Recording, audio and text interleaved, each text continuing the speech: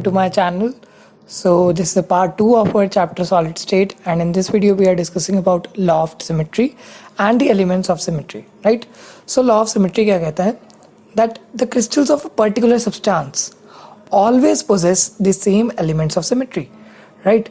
तो जो भी एक सब्सटेंस होगा, जैसे कोई भी हम एग्जांपल ले सकते हैं, कोई भी क्वार्ट्ज है या फिर कोई भी क्रिस्टलाइन सब्सटेंस है, उसके जो क्रिस्टल्स होंगे उसमें सारे एलिमेंट्स ऑफ सिमेट्री जो होंगे that will B same, right? जैसे मैंने यहाँ पर कोई भी क्रिस्टल शो किया, उसमें सारे जो प्लेन्स ऑफ सिमेट्री हैं that are same, right?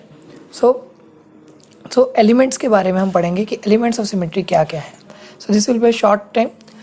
Then first है centre of symmetry. It is defined as an imaginary point within the crystal such that any line passing through this point intersects the opposite faces of crystal at equal distances. मतलब ये एक centre में एक point होगा, right? जो कि जैसे उसमें से कोई भी लाइन पास करवाते हैं, राइट? तो यहाँ पर जैसे सेंटर में ये पॉइंट है, इसमें से लाइन पास करवाई, वो क्रिस्टल के दोनों फेसेस को इक्वली डिवाइड कर देगी, राइट? तो ये होगा हमारा सेंटर ऑफ सिमेट्री. कोई भी लाइन पास करी तो वो दो पार्ट्स में डिवाइड कर देगी इसे, right? Second is the plane of symmetry. अब ये जो है प्लेन जो कि सेंटर में से पास होगा, वो क्रिस्टल को इस तरीके से डिवाइड कर दे ताकि एक पार्ट जो है वो दूसरे पार्ट की मिरर इमेज बन जाए, राइट? जैसे हमारे पास ये है डायगोनल प्लेन ऑफ सिमेट्री, जैसे मैंने सेंटर से इस प्लेन को पास करवाया और इसमें से ये वाला और इधर वाला पार्ट दोनों ही एक दूसरे की मिरर इमेजेस बन गई. So that is called the plane of symmetry, right? So ये इंपॉर्टेंट डेफिनेशंस है. Then we have next is rotation axis of symmetry. ये क्या है? That is defined as imaginary line through the crystal such that when the crystal is rotated about this line, exactly similar appearance occurs more than one. Right? जैसे हमारे पास centre में एक rotational axis है.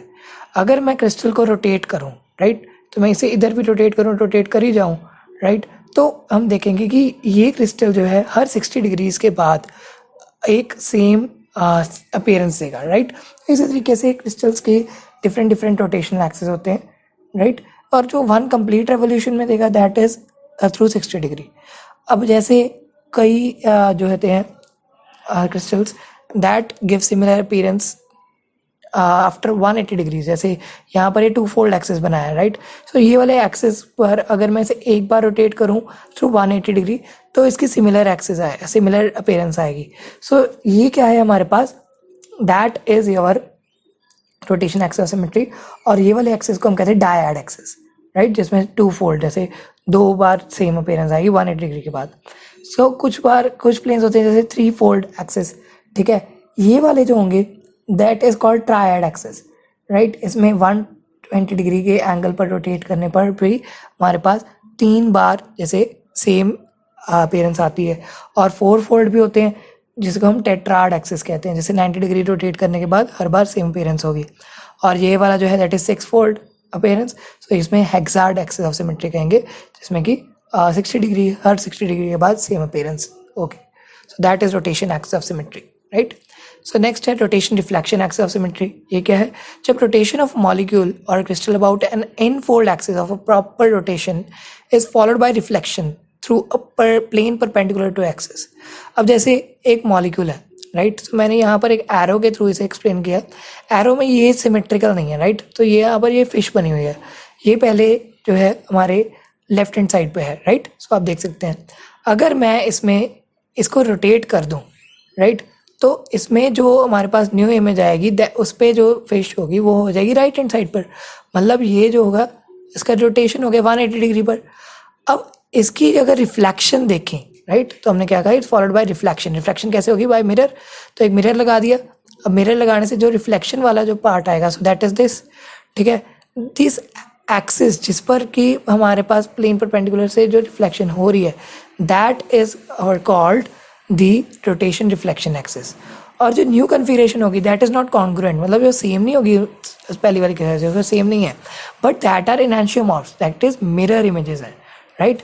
सो इसका एक और एग्जांपल देख सकते हैं. जैसे हमारे पास ये रोटेशन एक्सिस ऑफ सिमेट्री है. ये नंबर 7 था, इसको मैंने पहले रोटेट कराया, देन 180 डिग्री पर रोटेट हो गया. अब इसकी रिफ्लेक्शन देखा तो ये जो है हमारे पास इसका ये एनांशियोमॉर्फ बन गया, but that is not a congruent one. So ये जो एक्सिस हुआ that is passing from centre, that is called axis of rotation, right? अब जो नेक्स्ट है that is rotation inversion axis of symmetry. इसमें क्या करते हैं हम, जैसे हमारे पास मॉलिक्यूल है, इसकी रोटेशन करवाई, जैसे 7 ही था उसकी रोटेशन करवाई पहले, और बाद में उसको इन्वर्ट कर दिया। अब ये जो यहाँ पर जो न्यू मॉलिक्यूल बनेगा that will have a configuration जो कि कॉन्ग्रुएंट नहीं होगी, बट लेकिन उसकी एनेंशियोमॉर्फस कॉन्फ़िगरेशन होगी। तो यहाँ पर भी मिरर इमेज आई 7 की, बट लेकिन वो उसकी ओवरलैपिंग इमेज नहीं आई। और यहाँ पर जिस प्लेन से वो इन्वर्ट करेगा that plane is called plane of rotation, और जो एक्सिस होगा जिससे कि इन्वर्ट करेगा that will be axis of rotation. So this was all about the elements of symmetry and our law. So in this next video we will discuss about other laws. So आज के लिए इतना ही रहेगा। So thanks for watching the video. To subscribe to our channel and share with everyone. Thank you.